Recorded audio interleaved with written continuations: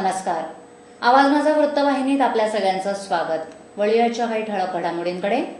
आपल्या प्रलंबित मागण्यांसाठी एसटी कर्मचाऱ्यांनी काळ्या फिती लावून केली निदर्शनं. क्लस्टर डेव्हलपमेंटच्या नावाखाली लोकांच्या विकासाच्या गप्पा मारणारे नेते स्वतःच बांधकाम केलेल्या पुनर्विकासाच्या योजनेत लोकांची फसवणूक करीत असल्याचं आलं समोर. आणि ठाणे शहर वाहतूक विभागाचा मनमानी कारभाराला चव्हाट्यावर. धनदांडग्यांना एक न्याय तर सामान्यांना एक न्याय. क्लस्टर डेव्हलपमेंटबाबत माहिती देण्यासाठी ठाणे महापालिकेचे विरोधी पक्षनेते हनुमंत जगदाळे यांनी आज एका पत्रकार परिषदेचं आयोजन केलं होतं. 2 दिवसापूर्वीच ठाणे महापालिकेमध्ये झालेल्या राष्ट्रवादी काँग्रेस विरुद्ध काँग्रेसच्या वादाला पूर्णविराम देण्यासाठीच या पत्रकार परिषदेचं आयोजन केल्याचं पत्रकारांच्या निदर्शनास आलं.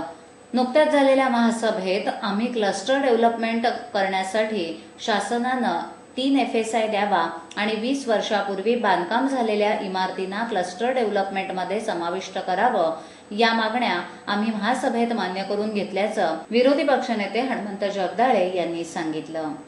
शनिवारी महासभा होती, त्या दिवशी कुठला वाद झाला असं मला दिसत नाही. आम्ही आमची भूमिका मांडली. जो प्रस्ताव या ठिकाणी सादर झालेला आहे तो प्रस्ताव अतिशय चुकीचा आहे आणि त्या प्रस्तावाच्या माध्यमातून जर तसा प्रस्ताव मंजूर झाला तर शहरातील पुनर्विकासाची योजना आपण राबवू शकणार नाही आणि त्यामुळं तसाच प्रस्ताव जर मंजूर करण्याचा अट्टहास असेल तर आम्ही तो मंजूर होणार नाही, होऊन देणार नाही, अशा प्रकारची भूमिका आम्ही सर्वांनी मांडल्यानंतर शनिवारी सकाळी महासभेच्या वेळेला माननीय महापौरांच्या बरोबर चर्चा झाल्यानंतर सभागृहामध्ये माननीय महापौरांनी हे मान्य केलं आणि कबूल केलं की आमची जी मागणी आहे तो किमान 3 FSI असावा आणि इमारतीचा कालावधी हा 20 वर्षाचा असावा.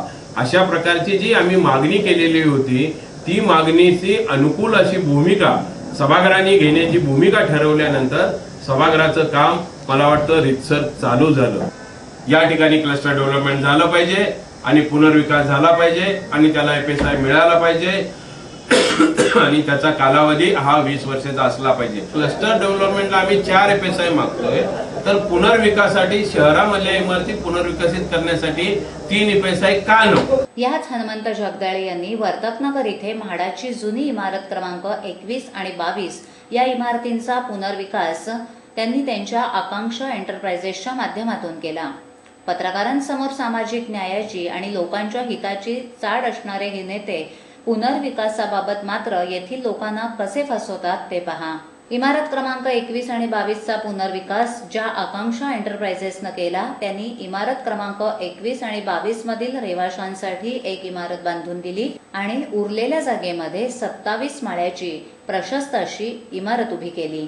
तसंच जी इमारत जुन्या रहिवाशांसाठी बांधून दिली त्या इमारतीला 4 वर्ष देखील पूर्ण झाली नसताना त्या इमारतीची अवस्था 4 वर्षातच इतकी बिकट झाली आहे. हनुमंत जगदाळे यांनी 4 वर्षापूर्वी बांधलेल्या या अधिकृत इमारतीला कित्येक ठिकाणी तडे गेलेले दिसून येत आहेत. तर निकृष्ट दर्जाची रेती आणि बांधकाम साहित्य वापरलं गेल्यामुळे या इमारतीमधील रहिवाशांच्या घरातील प्लास्टर तसंच भिंतीचे पापुद्रे निघाल्याचं दिसून येत आहे. त्यातच कहर म्हणजे मुलांच्या खेळाच्या मैदानावरच ही 27 मजली इमारत बांधली गेली आहे आणि खेळाचं मैदान फक्त कागदावर दोन्ही बाजूस असल्याचं दाखवून आम्हा रहिवाशांची फसवणूक केल्याचं तेथील रहिवाशांनी आवाज माझाशी बोलताना सांगितलं. आणि फायर ब्रिगेडची गाडी यायला जायला जागा नाही आणि बाकीचं आम्हाला पोरांना या जायला पण जागा नाही. इथे काही जागा राहील की नाही, राहील का नाही हे काय सांगू शकत नाही. कुणाच्या मोकळा तिकडे भूखंड आहे ना ते बी जागा राहील का नाही हे आम्ही सांगू शकत नाही. प्रॉब्लेम असा आहे की पूर्वी आम्ही ज्या हिमालय कोऑपरेटिव्हमध्ये राहत होतो जुन्या त्या इमारतीमध्ये सुखामध्ये राहत होतो.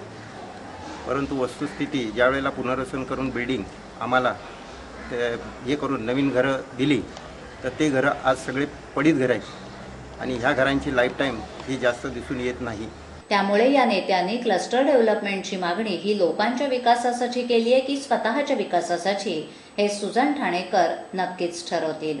एसटी कर्मचाऱ्यांनी आज आपल्या प्रलंबित मागण्या मान्य करण्यासाठी काळ्या फिती लावून आंदोलन केलं.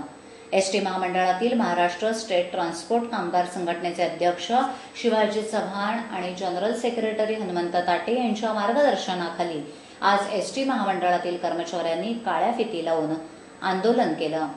सन 2012 ते 2016 या कामगार करारातील सुमारे 706 कोटी रुपये हे थकीत रक्कम प्रशासनाकडून कामगारांना देय आहे.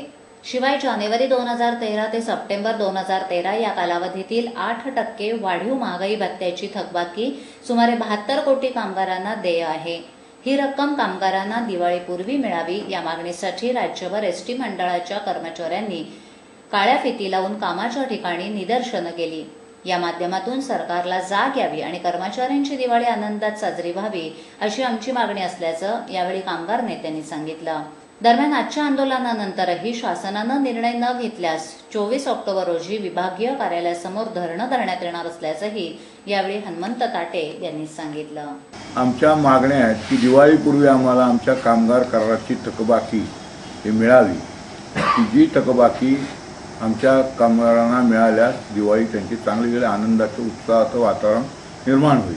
त्याचप्रमाणे आमची थकबाकी डीएची म्हणजे वाढीव महागाई भत्ता जो आम्हाला जानेवारीपासून द्यायला पाहिजे तो प्रशासनाने दिलेला आहे. दिवाळीपूर्वी काही रक्कम कामगारांच्या हातात मिळावी यासाठी आमचेच पैसे आम्हाला द्यावे यासाठी 8% जी थकबाकी 9 महिन्याची आहे ती 9 महिन्याची थकबाकी कामगारांना द्यावी, जेणेकरून कामगारांना 3,000पासून तर 10,000पर्यंत त्याचा फरक हा मिळू शकेल आणि आनंदाने दिवाळी जाईल.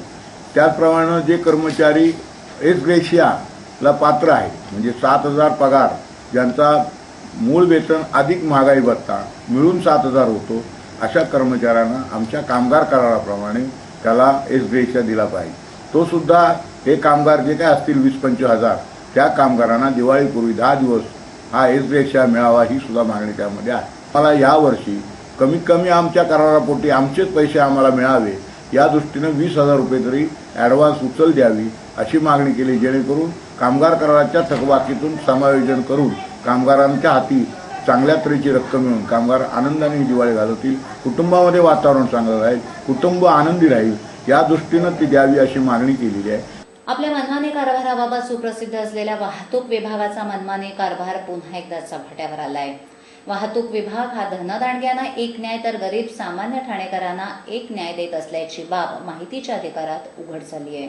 वागळे स्टेट विभागातील टेलिफोन एक्सचेंज समोरील रोड क्रमांक 18 आणि रोड क्रमांक 16 ते रोड क्रमांक 22 या दरम्यान रस्त्याच्या दोन्ही बाजूला वाहनं उभी केल्यामुळे प्रचंड वाहतूक कोंडी होत असल्याची घटना सामाजिक आणि आरटीआय कार्यकर्ते सुभाष ठोंबरे यांच्या निदर्शनास आली.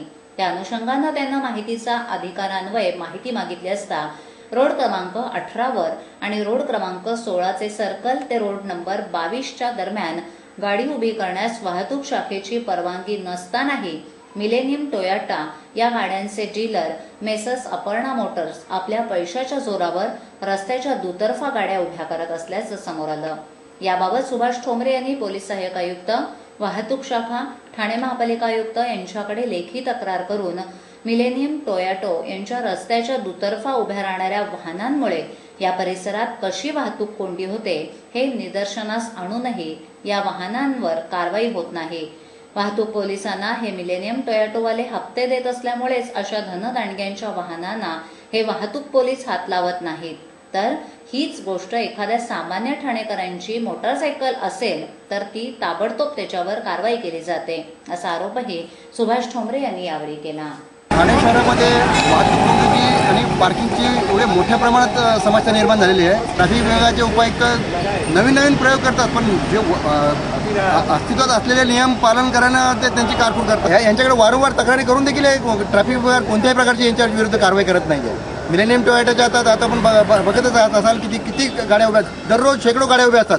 त्यांच्यावरती महिन्यातनं 10-15 गाड्यावरती 20 गाड्यावरती कारवाई केल्याचं फक्त एक हातून कारवाई करून दाखवल्याचं नाटक करतात ट्रॅफिक विभाग. आणि महानगरपालिका तर सरळ हातवर करते की आमचा काही संबंध नाही अशा पद्धतीनं. आरटीआयमध्ये ह्या रोडवरती पार्किंग आहे की नाही ते मी त्याची माहिती घेतली तर ती पार्किंग नाही आहे असं ट्रॅफिक विभागानं लेखी मला दिलेलं आहे. ह्या रोडवरती जे मोठमोठ्या कंपन्यांकडनं हे हप्तेबाजी झालं असावी असं मला संशय होतो. त्याच्यामध्ये लहान गाड्या शहरामधनं उचलतात आणि इथे बिनदिक्कतपणे एक वेळी 4-3 गाड्यांची लाईन पार्किंग केलेली असते तर त्याच्यावर कारवाई होत नाही याचा अर्थ काय?